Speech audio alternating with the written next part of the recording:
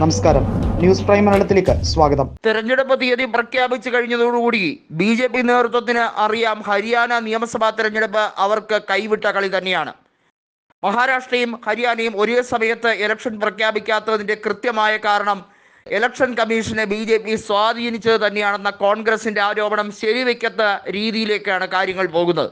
നമുക്കറിയാം, 2014-ലും 2019-ലും ഹരിയാനയിലും മഹാരാഷ്ട്രയിലും ഒരേ ഘട്ടത്തിലാണ് നിയമസഭാ തെരഞ്ഞെടുപ്പ് നടന്നതും അതേ സമയത്ത് തന്നെയാണ് നിയമസഭയിലേക്കുള്ള വോട്ടെണ്ണൽ നടന്നതും.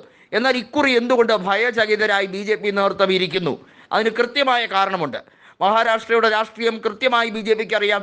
നിയമസഭാ തെരഞ്ഞെടുപ്പിൽ കൈവിട്ടു പോകാനുള്ള എല്ലാ സാധ്യതയുമുണ്ട്.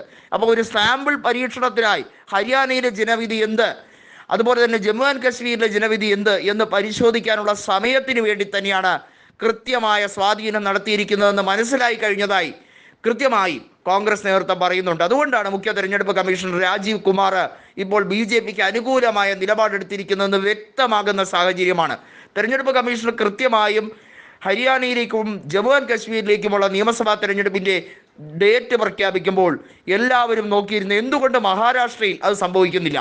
ഹരിയാനയിലെ സർക്കാർ അതുപോലെ മഹാരാഷ്ട്രയിലെ സർക്കാർ കൃത്യമായും ഒരേ കാലഘട്ടത്തിലാണ് ചുമതലയേറ്റത്. എന്തുകൊണ്ട് ഹരിയാനയിൽ നേരത്തെ? വളരെ വ്യക്തമാണ്, ക്ലിയറാണ്. മഹാരാഷ്ട്രയിൽ ബി.ജെ.പി അധികാരത്തിൽ വന്നത് വലിയ രീതിയിലുള്ള നാണംകെട്ട കളി കളിച്ചിട്ടാണ്.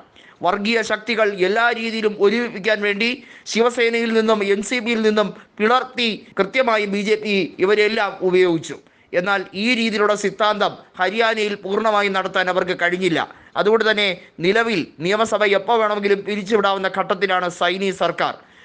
അതുമാത്രമല്ല, ഹരിയാനയിൽ മനോഹർ ലാൽ ഖട്ടർ രാജിവെച്ചതോടുകൂടി എപ്പോൾ വേണമെങ്കിലും നിയമസഭാ തെരഞ്ഞെടുപ്പ് നടക്കാമെന്ന ഒരു കാര്യത്തിലേക്കായിരുന്നു പോയത്.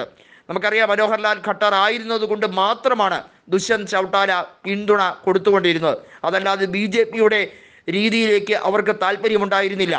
കർഷകരെ ഏറ്റവും കൂടുതൽ വഞ്ചിച്ച പാർട്ടി, ദ്രോഹിച്ച പാർട്ടി, നരകിപ്പിച്ച പാർട്ടി എന്നെല്ലാം വലിയ രീതിയിൽ ബി.ജെ.പിക്കെതിരെ കർഷകർ ഒറ്റക്കെട്ടായി സ്വരം ഉയർത്തിയ കാലഘട്ടമായിരുന്നു കർഷക സമരത്തിൻ്റെ കാലഘട്ടം. അത് ആർക്കും മറക്കാൻ കഴിയില്ല.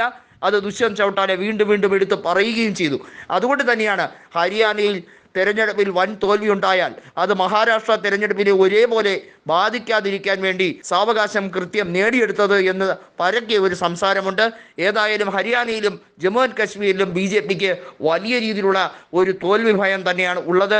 രണ്ടിടത്തും നിയമസഭാ തെരഞ്ഞെടുപ്പ് നടക്കുന്നത് കൃത്യമായും പറഞ്ഞിരിക്കുന്നു. 3 ഘട്ടങ്ങളിലായി ജമ്മു ആൻഡ് കശ്മീരിലും ഒറ്റ ഘട്ടത്തിൽ, അതായത് ഒക്ടോബർ 1-ാം തീയതി ഹരിയാനയിലേക്കും നിയമസഭാ തെരഞ്ഞെടുപ്പിൻ്റെ പോളിംഗ് നടക്കുകയാണ്. ഒക്ടോബർ 4-ാം തീയതി ആ ചരിത്ര വിധി പുറത്തു വരും. എല്ലാ കണ്ണുകളും ഹരിയാനയിലേക്കും ജമ്മു ആൻഡ് കശ്മീരിലേക്കും നീങ്ങി നിൽക്കുകയാണ്. കൃത്യമായും രാജീവ് കുമാർ പറഞ്ഞിരിക്കുന്നു ആ ഡേറ്റുകൾ. 2 കോടി വോട്ടർമാരാണ് ഹരിയാനയിൽ പോളിംഗിനായി ഉള്ളത്. 87 ലക്ഷം വോട്ടർമാരാണ് ജമ്മു ആൻഡ് കശ്മീരിൽ ഉള്ളത്. 11,800-ൽ പരം പോളിംഗ് ബൂത്തുകൾ കൃത്യമായും ജമ്മു ആൻഡ് കശ്മീരിലുണ്ട്. 22,000-ഓളം പോളിംഗ് ബൂത്തുകൾ ഹരിയാനയിലുണ്ട്. കൃത്യമായും വലിയ ഒരു തെരഞ്ഞെടുപ്പ് മാമാങ്കം തന്നെയാണ് ഇവിടെ നടക്കാനിരിക്കുന്നത്.